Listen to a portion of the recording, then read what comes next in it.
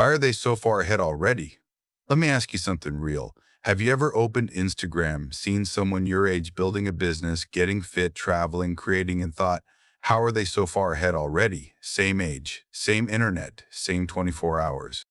But somehow their life feels lighter, calmer, more intentional. And you're not lazy, you're not dumb, you're not broken. You're just missing a few invisible habits, not flashy ones, not hustle culture ones, quiet ones, the kind that slowly separate you from 90% of people without anyone noticing. Until one day, the gap is huge. Let me show you the 5. Chapter 1. They control the first 10 minutes.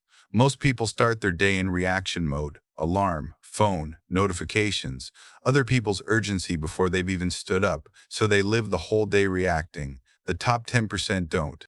They pause, just 10 minutes, no phone, no inputs, no noise. They breathe, they think, they choose. There's that line from The Matrix, free your mind. That's literally what this is. Give yourself a few quiet minutes before the world gets a vote.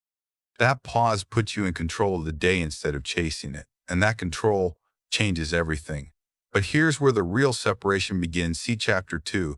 They choose boredom over dopamine. This is where most people fall behind. We live in a world built to distract you. TikTok while brushing your teeth, YouTube while you eat, music while you study, notifications every few minutes. Zero silence, zero space, zero depth. And then we wonder why we feel scattered, anxious, and behind. There's a moment in Fight Club where Tyler basically says our generation was shaped by the world we grew up consuming. Different words now, same idea. We're a generation raised by dopamine. So here's the separating habit. They choose boredom on purpose, because boredom is the doorway to focus. It's where your mind finally stops reacting and starts thinking. Try leaving one small pocket of your day empty. No phone, no input, no noise, just space. That's where clarity shows up. Chapter 3. They finish tiny things every day.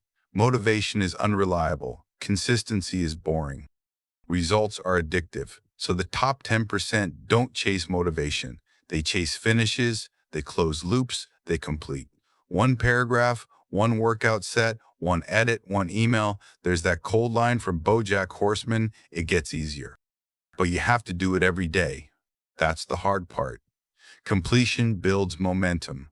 Momentum builds confidence. And confidence changes how you show up everywhere. Start small enough that your brain can't say no. That's how the habit sticks. Chapter 4. They build quiet self-trust. Confidence isn't loud, it's quiet. It's the voice that says, I'll do it, and then does. No announcement, no hype, no performance.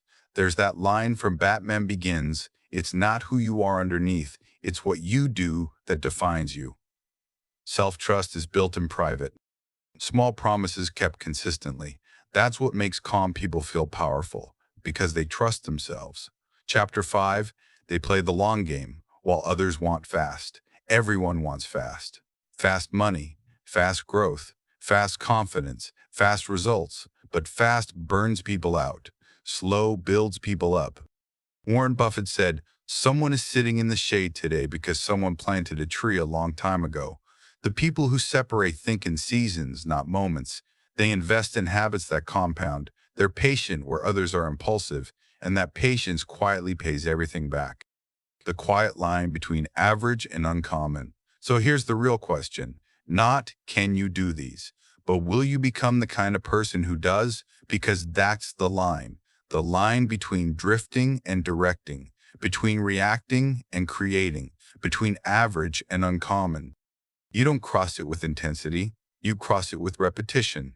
Small actions, repeated, calmly. That's how separation happens. Quietly, gently, relentlessly. Let's level up together.